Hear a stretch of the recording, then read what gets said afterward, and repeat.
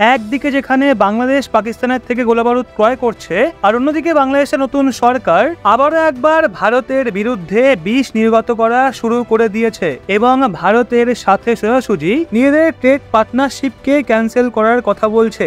আসলে যখন বাংলাদেশে শেখ হাসিনার সরকার ছিল তখন ভারত এবং বাংলাদেশের মধ্যে বিভিন্ন বাইল্যাটারাল ট্রেড এগ্রিমেন্ট সাইন হয়েছিল, যা থেকে দুই দেশেরই ফায়দা হচ্ছিল। আর ভারতীয় কোম্পানির দ্বারা বিভিন্ন বড় বড় প্রজেক্ট বাংলাদেশে এখনো সেট আপ করা হচ্ছে। কিন্তু বাংলাদেশের নতুন সরকার নিজেদের অহংকার দেখিয়ে ভারতের সাথে ফাইনালাইজ হওয়া বিভিন্ন এগ্রিমেন্টকে ক্যান্সেল করার কথা বলছে।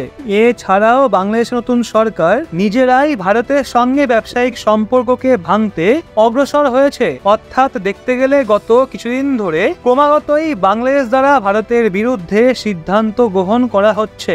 যদিও দেখতে গেলে এখানে চীন এবং পাকিস্তানের মতো বড় বড় দেশের কোথাও না কোথাও অনেক বড় ভূমিকা রয়েছে। নয়তো যে বাংলাদেশ ভারতের কারণেই টিকে রয়েছে, যেই বাংলাদেশ কখনো ভারতকে গরম দেখায়নি, তো ধারণা আপনি এর থেকেই করতে পারেন যে এই খবর এমন সময়ে সামনে আসছে যেই সময় বাংলাদেশের কট্টরপন্থী গ্রুপের জামাত ইসলামী লিডার চীনের অ্যাম্বাসেডরের সাথে সাক্ষাৎ করেছে। এর মানে হলো চীন বাংলাদেশের সঙ্গে মিলে তাকে বারবার ভারতের বিরুদ্ধে উত্তেজিত করে তুলছে। এছাড়াও ভারতের সাথে বিভিন্ন ব্যবসায়িক এগ্রিমেন্টকে ভাঙার চেষ্টা করেছে, যা থেকে এতদিন পর্যন্ত ভারতের ফায়দা হতো। তো সম্পূর্ণ আপডেট আসলে কি তা জানতে ভিডিওর শেষ অবধি অবশ্যই থাকবেন। আসলে এক মাস হয়ে গেছে যখন রাজনৈতিক উথালপাতালের মধ্যে বাংলাদেশের পূর্ব প্রধানমন্ত্রী শেখ হাসিনা তাড়াহুড়ো করে দেশ ছেড়ে ভারতের দিল্লির সৈন্যবেশে অবতরণ করেছিলেন। শুরুতে এটা মনে হচ্ছিল তিনি ভারতবর্ষে কিছুদিনের জন্য থাকবেন, কিন্তু ব্রিটেন, আমেরিকা এবং ইউএইতে তার আশ্রয় নেওয়ার চেষ্টা এখনো পর্যন্ত কার্যকর হয়নি। এই অবস্থায় শেখ হাসিনা এখনো ভারতেই রয়েছেন। কিন্তু এখন ভারতের সামনে এই প্রশ্ন আসছে যে শেখ হাসিনাকে নিয়ে এখন কি করা যাবে? বাংলাদেশে পুনরায় পাঠিয়ে দেওয়া হবে নাকি ভারতেই তাকে আশ্রয় দেওয়া হবে? কারণ যবে থেকে শেখ হাসিনা ভারতে রয়েছেন তখন থেকেই ভারত এবং বাংলাদেশের সম্পর্কে যথেষ্ট ফাটল ধরেছে। আর বাংলাদেশের নতুন সরকারের ভারতের বিরুদ্ধে রাগ পরিষ্কার দেখতে পাওয়া যাচ্ছে, যেখানে একদিকে মোহাম্মদ ইউনূস চীনের সঙ্গে নিজেদের ফ্রেন্ডশিপ বাড়াচ্ছে, আর অন্যদিকে চীনের ইশারাতেই ভারতের সামনে নৃত্য প্রদর্শন করছে। কিন্তু জল মাথার উপর দিয়ে তখন যেতে শুরু করে যখন মোহাম্মদ ইউনূস পরিষ্কার জানিয়ে দেয় যে শেখ হাসিনার রাজত্বকালে ভারতের সাথে যে সমস্ত বাইল্যাটারাল ট্রেড এবং অন্যান্য প্রজেক্টকে নিয়ে পার্টনারশিপ হয়েছিল তার পুনরায় পর্যবেক্ষণ করা হবে, আর তার মধ্যে কয়েকটা এগ্রিমেন্ট ক্যান্সেল করে দেওয়া হবে। হ্যাঁ বন্ধুরা, এটা অনেকের কাছেই আশ্চর্য করার মতো হতে পারে, কেননা যে বাংলাদেশকে ভারত সবসময় সাহায্য করে এসছে, এখন সেই বাংলাদেশ সরাসরি দুই দেশের মধ্যে এগ্রিমেন্টকে ক্যান্সেল করার কথা বলছে।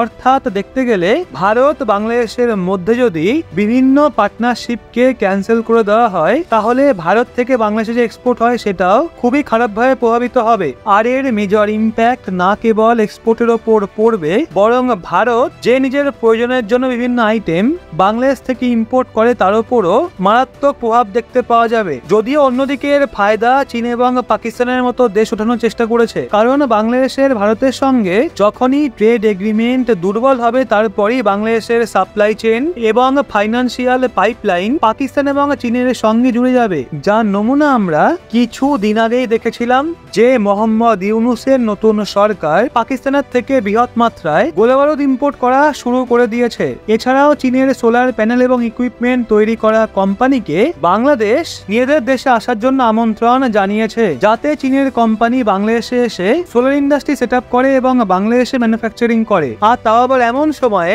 যখন ভারতের বিভিন্ন বড় বড় সোলার প্রজেক্ট সেট আপ করা কোম্পানিগুলো বাংলাদেশে গত বছর ধরেই সোলার প্রজেক্ট সেট আপ করেছে, যাতে বাংলাদেশে বিদ্যুতের সাপ্লাই পূরণ হয়। আর এতেও বাংলাদেশের নতুন সরকার ভারতের সাথে চালাকি দেখানোর চেষ্টা করেছে। রিপোর্টে পরিষ্কার বলা হয়েছে যে বাংলাদেশ ভারতের সাথে সব এগ্রিমেন্টকে ক্যান্সেল করবে না, বরং সেই সমস্ত এগ্রিমেন্টকে ক্যান্সেল করবে যেগুলো বাংলাদেশের জন্য নন বেনিফিশিয়াল।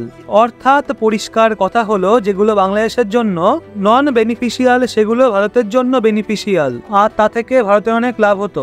এখন তো বাংলাদেশের নতুন সরকারের শুরুতে নিজেদের সাপ্লাই চেনকে চীন এবং পাকিস্তানের দিকে ঘোরাতে বেশ ভালোই লাগছে, কিন্তু পরবর্তীকালে তারা খুবই খারাপ ভাবে ফাঁসতে চলেছে। কারণ চীন বাংলাদেশকে ভারতের বিরুদ্ধে লোভ দেখিয়ে তাদের হাতেও সেই পাকিস্তানের মতো মতোই বাটি ধরানোর চেষ্টা করেছে যাতে ভিখারি হয়ে ডিপেন্ডেন্ট হতে হয় বাংলাদেশকে। তো আপনাদের বলে রাখি, কিছু মাস আগে 2024 সালের জুন মাসে বাংলাদেশ এবং ভারতের মধ্যে প্রায় 10টা MOU সাইন হয়েছিল। আর সেই সময় শেখ হাসিনা দুদিনের জন্য ভারত যাত্রায় এসেছিলেন। শুধু তাই নয়, দেখতে গেলে ভারত এবং বাংলাদেশের মধ্যে অলরেডি কয়েকটা এগ্রিমেন্ট বন্ধ করে দেওয়া হয়েছে, যেখানে ভারত এবং বাংলাদেশের মধ্যে সীমা সম্পর্কিত বিষয়ে 50 কিলোমিটারের লম্বা সড়ক পথে নির্মাণ হচ্ছিল, কিন্তু সেইটাকেও এখন বন্ধ করে দেওয়া হয়েছে। তো আপনাদের বলে রাখি, ভারত এবং বাংলাদেশের মধ্যে রাস্তা নির্মাণ এই জন্য করা হচ্ছিল যাতে দুই দেশের সীমাতে ট্রাক এবং অন্যান্য গাড়ির আগমন হতে পারে। আর এর ঠেকা ভারতের একটা ফার্ম 2017 সালে নিয়েছিল, কিন্তু এখন একে সম্পূর্ণভাবে বন্ধ করে দেওয়া হয়েছে। এই প্রজেক্টের সম্পূর্ণ ব্যয়ের পরিমাণ 4000 কোটি টাকা ছিল, যার মধ্যে অর্ধেক অর্থাৎ 2000 কোটি টাকা তো ভারত ঋণ হিসাবে পাস করেছিল, আর প্রায় 1970 কোটি টাকা বাংলাদেশ দ্বারা খরচ করার কথা ছিল। কিন্তু বাংলাদেশ ভারতের সাথে নিজেদের সম্পর্ককে কম করার জন্য এই প্রজেক্টকে বন্ধ করে দিয়েছে। বাংলাদেশে ভারতের দ্বারা বিভিন্ন ইনফ্রাস্ট্রাকচার ডেভেলপমেন্টের প্রজেক্ট চলছে, যার উপর ভারত এবং বাংলাদেশের মধ্যে বিভিন্ন ডিল সাইন করা হয়েছে। কিন্তু বাংলাদেশের নতুন সরকারের ভারত বিরোধী মনোভাবের কারণে বিভিন্ন এগ্রিমেন্ট ক্যান্সেল হওয়ার সম্ভাবনা রয়েছে, কারণ তিস্তা নদীর জল ভাগের যে সমঝোতা হয়েছিল তাকে অলরেডি বাংলাদেশের নতুন সরকার পরিবর্তন করতে চাইছে, জানিয়ে বাংলাদেশ ভারতের সঙ্গে কথা বলার চেষ্টায় রয়েছে। যদিও যদি বাংলাদেশ ভারতের সাথে নিজেদের প্রজেক্টকে ক্যান্সেল করেও দেয়, তাহলে এ থেকে ভারতের বিশেষ কিছু ক্ষয়ক্ষতি হবে না, কারণ ভারতের কাছে আরো বিভিন্ন দেশের অ্যাক্সেস রয়েছে যেখানে